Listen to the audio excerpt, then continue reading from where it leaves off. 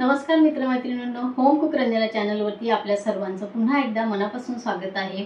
आजचा पदार्थ करणार आहे शिऱ्यापासून मी वड्या बनवणार आहे। तर पिकलेल्या केळींचा वापर मी इथे करणार आहे, ज्यामध्ये खूप जास्त प्रमाणामध्ये गोडवा तयार झालेला असतो। तर गुळाचं प्रमाण इथे मी खूप कमी घेणार आहे। तर प्रमाण इथे तुम्हाला दाखवणार आहेच, पण काय होतं की शिरा हा पदार्थ असा आहे की तो गरमागरम खाल्ला तरच तो चांगला लागतो। पण ह्या ज्या मी इथे आज वड्या बनवणार आहे, तर ह्या वड्या तुम्ही संध्याकाळपर्यंत ठेवल्या तरी सुद्धा त्या जेवढ्या थंड होतील तेवढ्या अजून जास्त स्वादिष्ट लागतात। चला तर मग रेसिपीला सुरुवात करते। तर मंडळी, इथे मी बारीक रव्याचा वापर करणार आहे। तर बघा, एक वाटी भरून मी घेते रवा। जेवढ्या प्रमाणामध्ये तुम्हाला ह्या वड्या बनवायच्या असतील तेवढ्या प्रमाणामध्ये तुम्ही इथे रवा घ्यायचा आहे। पण हे बघा, बारीक रव्याचाच आपल्याला इथे वापर करायचा आहे। जाड रवा असेल तर मिक्सरमध्ये तुम्ही त्याला भांड्यामध्ये घालून आणि फिरवून घेऊ शकता आणि बारीक करू शकता। पिकलेल्या 3 केळींचा वापर मी इथे करणार आहे। पिकलेल्याच केळी आपल्याला घ्यायच्या आहेत।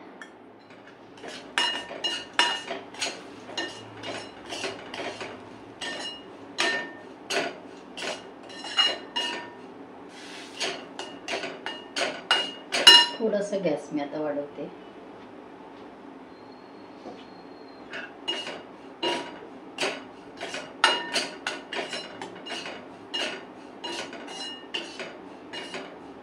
पिकलेल्या केळींचा शिरा तुम्ही करून बघा। इथे मी 3 केळीचा एका वाटीसाठी वापर करते। तुम्ही 4 ते 5 केळी जर घेतलात तर तुम्हाला गोडाचं प्रमाण अगदी थोडंसं टाकावं लागणार आहे। ज्यांना गोड खायचं नाही आहे त्यांनी नॅचरल पद्धतीने केळीचा शिरा हा या पद्धतीने गोडही पद्धतशीर होतो आणि जास्त पिकलेल्या केळी घेऊन तुम्ही हा शिरा नक्की बनवू शकता। गरमागरम खायचं असला तर तुम्ही शिऱ्याचा एन्जॉय करा, आणि जर तुम्हाला असं वाटलं की गरमागरम खाता येणार नाही आहे तर तुम्ही ह्या पद्धतीने वड्या करून बघा। तुम्हाला सुद्धा या वड्या नक्कीच आवडणार आहे।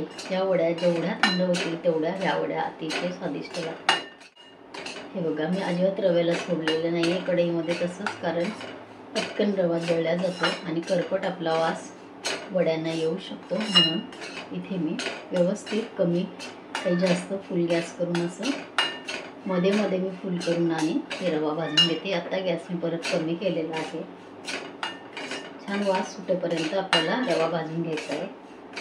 पाण्याला पण आपल्या खळखळून उकळी आलेली आहे। पाण्याचा उकळी आलेला गॅस मी जो आहे तो बंद केलेला आहे आणि रवा बघा आपल्या इथे व्यवस्थित मस्त खमंग भाजून झालेला आहे।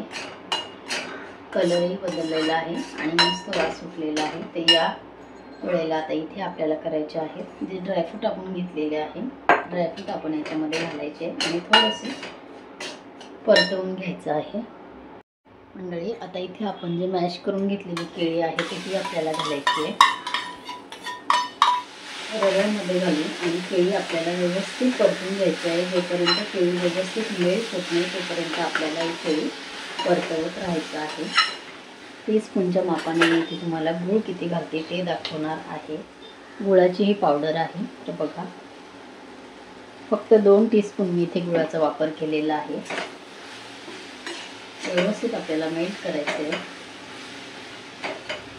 गुळामुळे छान पाणी सुटतं, केळी आपली यामध्ये व्यवस्थित मेल्ट होते। एक्स्ट्राचं मात्र पाणी आपल्याला इथे गरम करून ठेवलेलं आहे आपण।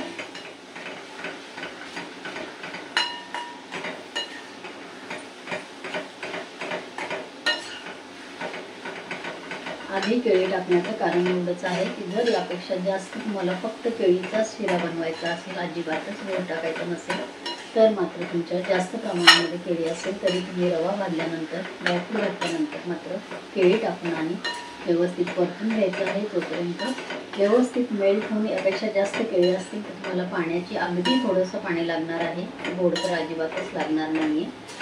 म्हणून या पद्धतीने नक्की केळी अगोदर टाका। केळीमध्ये रवा आपला मस्त अजून फुलून आलेला आहे। हार्डली अर्ध्या मिनिटात मी आता इथे पाणी घालणार आहे। तर मंडळी, तुम्हाला गोडाचं प्रमाण अगदी जास्त लागत असेल, बरोबरीनेच गोड पाहिजे असेल, गोड आवडत असेल तर तुम्ही अजून यामध्ये 1 ते 2 टीस्पून जॅगरी पावडरचा वापर करू शकता। गुळही तुम्ही याच्यामध्ये घालू शकता।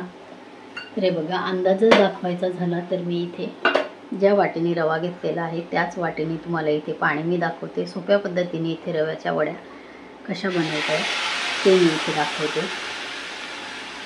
1.5 वाटी पाणी मी इथे घातलेलं आहे. गरम पाणी एक्स्ट्राचं आपल्याकडे आहे, जर आपल्याला वाटलं तरच आपण पाण्याचा वापर करणार आहे. 1 वाटी रव्याला 3 मी पिकलेल्या केळी घेतलेल्या आहेत आणि 1.5 वाटी पाण्याचा वापर इथे मी केलेला आहे.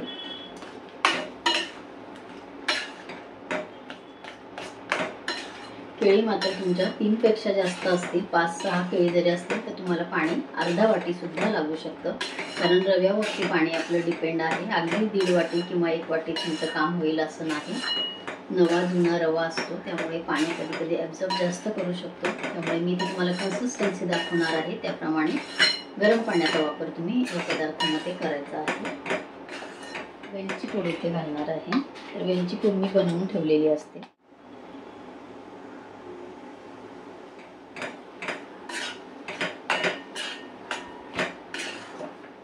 1 मिनिटभर यावरती मी झाकण ठेवणार आहे.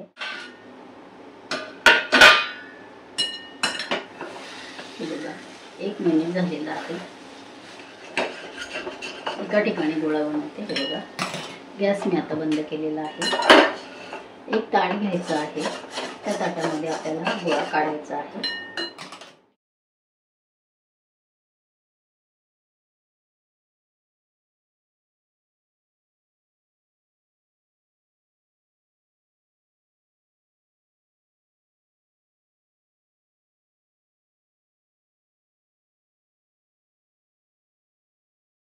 तर मंडळी, आपलं हे ताट छान थंड झालेलं आहे.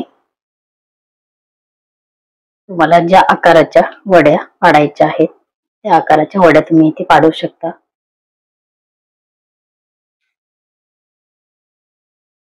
कालथ्याच्या सहाय्याने तुम्हाला या वड्या दाखवलेल्या आहेत. वड्या तुम्ही बघा.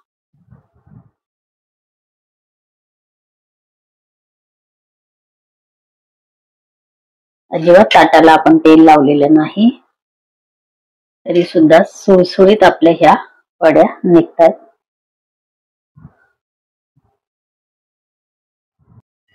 तर मंडळी, ह्या पद्धतीने केळीच्या शिऱ्याच्या वड्या नक्की बनवून बघा. आजची ही रेसिपी तुम्हाला नक्कीच आवडणार आहे. जास्त प्रमाणामध्ये पिकलेल्या केळींमुळे साखरेचं प्रमाण, गुळाचं प्रमाण आपल्याला अतिशय कमी घ्यावं लागतं. मंडळी, आजची ही रेसिपी तुम्हाला कशी वाटली कमेंट जरूर करा आणि आजच्या ह्या वड्या नक्की करून बघा. रेसिपी आवडली असेल तर इतरांना शेअर करा. परत भेटूया असंच एका छानस रेसिपी बरोबर. पर्यंत बाय बाय.